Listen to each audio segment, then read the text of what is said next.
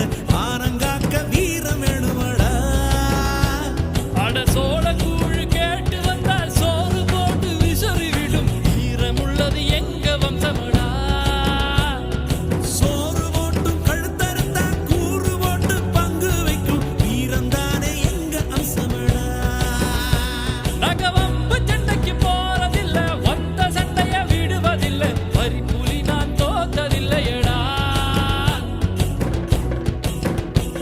எங்க உரைய விட்டு வாழெடுத்தா ரத்த ருசி காட்டி வைக்கும் பழக்கம் எங்க குல வழக்கமடா.